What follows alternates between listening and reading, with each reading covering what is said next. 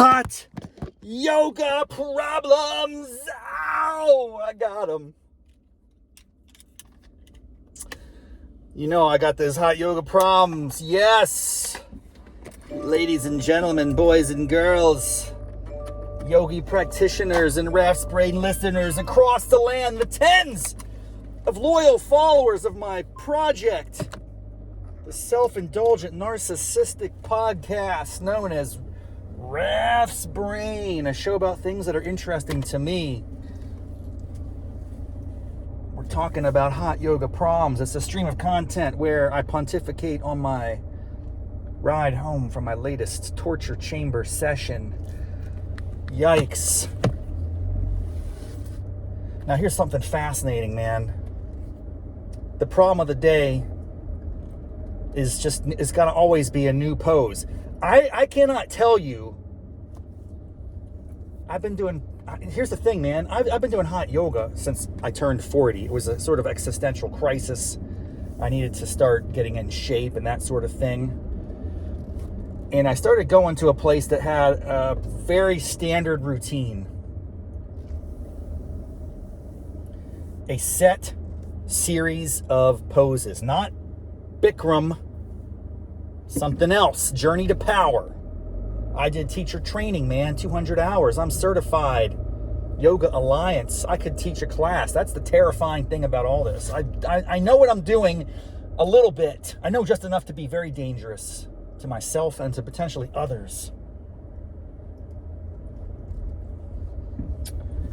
And I gotta tell you, man, the past, I don't know if it's a year, 6 months, I've kind of been documenting it on this podcast periodically. I have been introduced to more new and zany poses than I've ever known to exist. I don't think there's an end to it. I keep waiting to go to a class where I know every pose they're calling, and I've done it before. I'm at least familiar with it.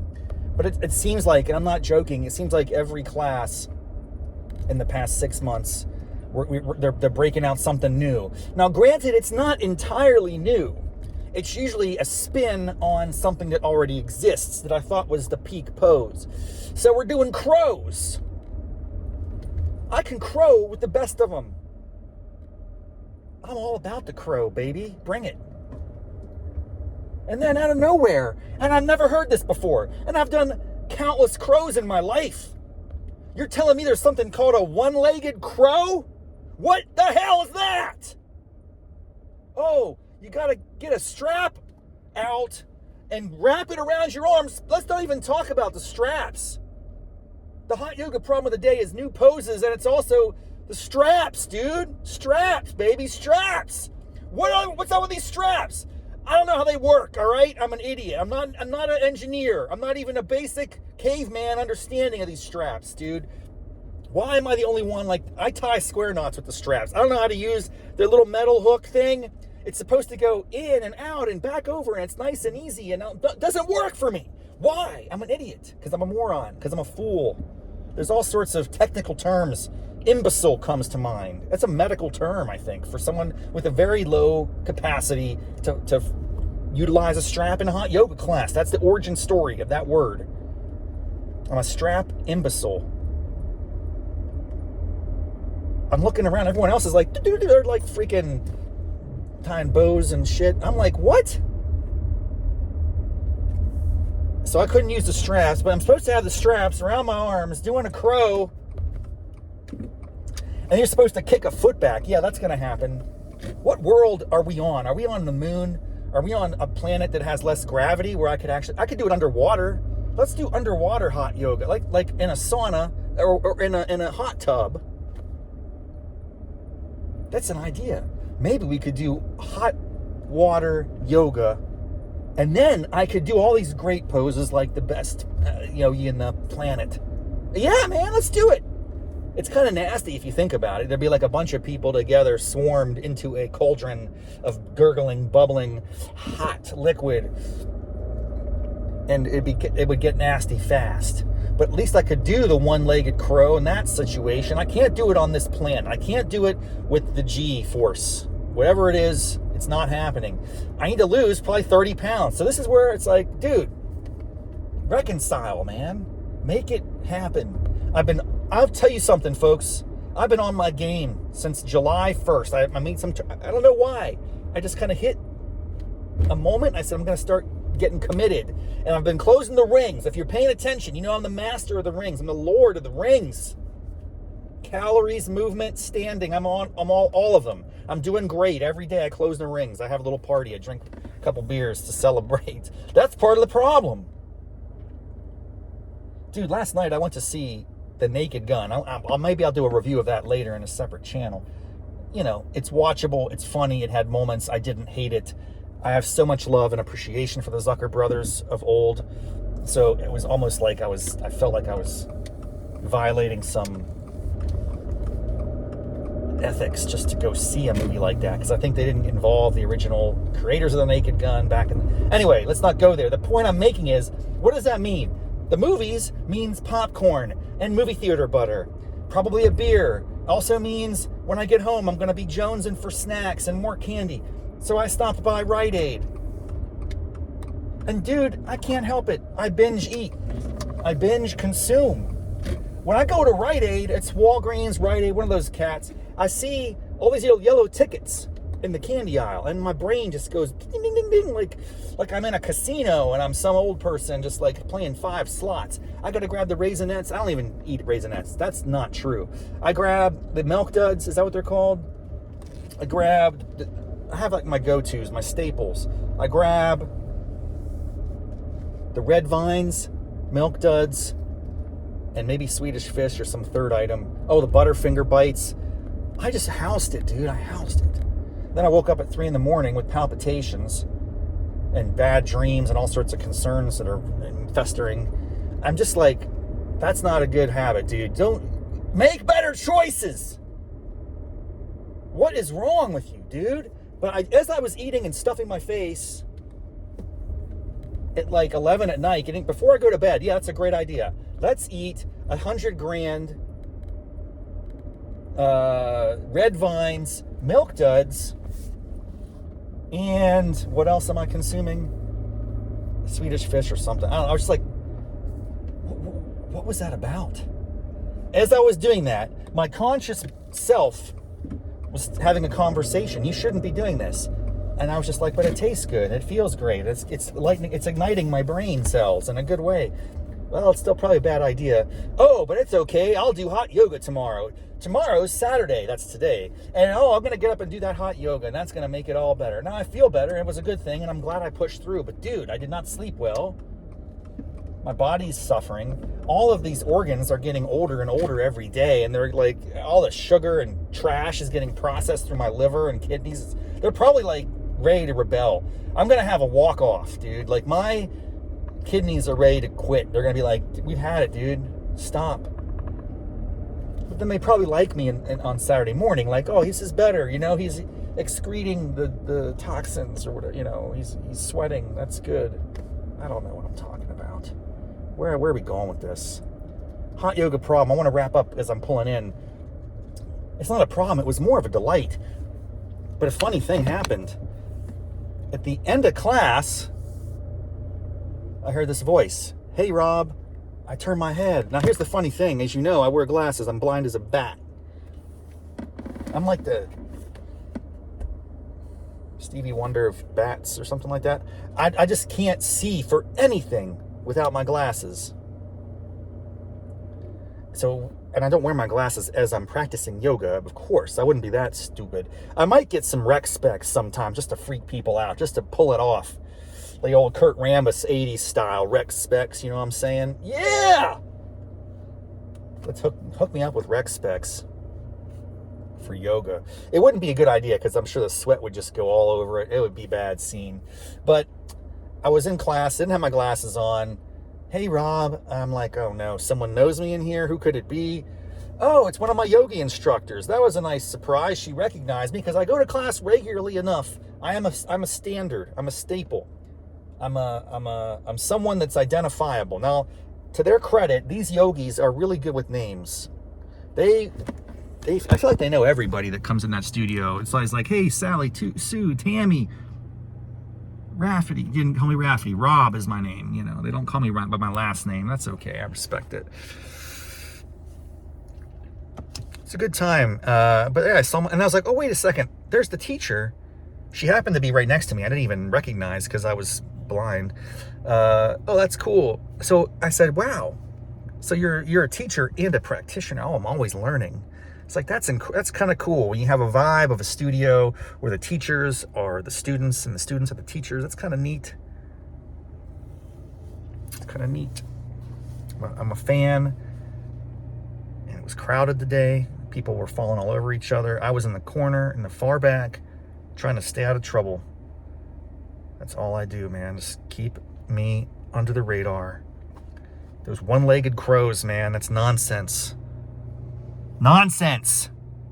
I don't think it's real. I think some of these yogis are just playing games. They're like, well, what can I do? They might have like dice. One of the dice is like twist, one-legged, inversion, half, whatever, bind. And that's one of the things. And the other one is like a pose. Crow. Shavasana. Could you imagine if there was a one-legged Shavasana? Yes. So you roll the die, one die, and it says like half. The other one says half twist, and the other one says triangle. What's a half twist inverted triangle? It doesn't matter. That's what the dice said. Let's go make it up today. It's kind of how it feels, honestly. They're making things up in there, I'm telling you. But they do know what they're doing. And they usually, they here's when I do put my glasses on. So I'm sitting there, before we do the crazy playtime situation, we're going to do some half crows today or whatever. One-legged half moon crows. Okay, sounds fun. And then they demo it. Just when you think it's impossible, all these yogis are experts. They demo it. They make it look easy. And then I'm trying to do it and I'm falling down. I'm smashing my face. I almost broke my nose. If you're in a crow and you're trying to put one leg up, your head's naturally going to go down. It's just, there's a thing about a teeter-totter, a seesaw. Is that what we call them? That's kind of what your body's like. You're hinging on your elbow, and then your face just goes smash into the mat. It's no fun, dude, but it's a good challenge. It just gives me more things to look forward to, more poses that I'll never accomplish in life. A reminder of my futility, my insignificance, the pointlessness of all of this. It's just a perpetual wake-up call. Dude, you're never going to do this. You're never going to get to where you need to be, but just keep going. Have fun on the journey. I guess that's what they say. I don't know, whatever. Oh, one more thing. It was kind of fun. I had a great day today. The music was on point. This particular yogi plays great songs, although I did hear something and it really upset me. I don't want to end this in a negative tone, but I do want to tell you a funny little tale. So some of the songs I don't recognize. Most of them, let's be honest. There's a lot of yogi, rhythmic, like someone's in a drum circle type thing. Okay, that's cool. Sometimes there's electric beats, whatever. But then I heard the familiar riff of a classic song. The man who sold the world. You know what I'm talking about? The reason you probably know that song, let's be honest. Be honest with me to the max. No lies. Okay? The reason you know that song is because it's on Nirvana Unplugged, correct? I believe that's true for at least 70 to 80% of these tens of listeners of my channel. That's okay. That's true for me. I was very sheltered musically growing up. We didn't have the internet. That was even pre-Napster, dude. I'm talking like 80s, 90s. And early 90s, Nirvana Unplugged. What a fantastic album. I think, oh, it's Nirvana. No, it's David Bowie, son. Get it right. And the David Bowie version is solid. Holy moly. Guacamole, it was amazing. Anyway, they're playing the David Bowie version, and that's cool because I'm in a half moon, my leg's on fire, and I'm like, oh, at the end of the song, it's got these choral vocals. Oh, yeah. I'm like, yeah, my heart is bursting out into the world, and it's just a perfect moment. But the funnier thing that happened, sorry, that wasn't the point of the story. The funnier thing that happened was when the licks first came on. It's not a trill, by the way. I put a trill in it right there. It's just da da da da da da da. It's not da da da. So whatever. You know what I'm talking about. It's very familiar. It's instantly recognizable. When it comes on, you just go yes, and you're ready to do your thing. And I heard some little whisper from I think it was a woman, because most of the class is women. And I heard a woman say Nirvana. And I was like, no, this is not the Nirvana version. This makes me wonder if that person thinks this was a cover of a Nirvana song. I think I heard her say, this sounds like Nirvana. Yeah, it sounds like Nirvana. Nirvana sounds like that. What are you talking about, people? Learn your music. And now, granted, I didn't know this originally either. So I'm not pretending to be the one who has all the knowledge and infinite wisdom. I certainly learn a new thing every day, like the one-legged crow. Yeah, that's it. That exists. That's a real thing. My point is, don't get confused about the man who sold the world. Is it sold the world or saved the world? I think it's sold the world. I should be honest. I'm not that deep into the David Bowie repertoire. I know this is a sin, like, oh, he is one of the greatest artists in human history or something, according to some people. I know some of his work, his popular tunes. I like his very innovative, stylistically changes and transforms, and I get it. I should probably listen to more of his content. I like that song. I like his version of it. I appreciate what they did, what those Nirvana guys did back in the day, and good for them. But please, when David Bowie comes on, Man Who Saved the World, Sold the World, whatever the name of the song is, don't go, oh, someone's covering Nirvana. Yeah, they're probably going to drop hip-hop beats over that. And they're going to, oh, it was Nirvana cover. Is a cover. No, it's not. It's David Bowie. Learn your music history. Accept that you're ignorant. And that's okay. I once was, as I continue to be on many other levels. So it's like, we're all ignorant fools in many respects. Let's just be honest and embrace that, not pretend to know things we don't know. And then when we discover reality and truth, be humble about it. Oh man, yeah, wow. Don't be bitter. I didn't correct this person. It was the middle of class, and I was in a half moon, so it was a little difficult to have a conversation about it. But what's my duty to correct a musical inaccuracy like that? I'd love to hear your thoughts on this. When you hear someone make a mistake or a misstatement, are you prone to jump in and correct them? How do you do that in a way that doesn't come across as a know-it-all, off-putting, jerky? I don't know. Oh, we'll figure it out one of these days. Well, it was a fun one, man. This episode went a lot longer than usual. That's not the norm. Hot Yoga Problems typically wraps up pretty quickly because I'm on my way to work immediately after. But right now, I got nothing. I got some things I got to wrap up, some chores. I'm pretty much procrastinating at this point, if I'm to be 100% honest with you, which I typically am on this platform.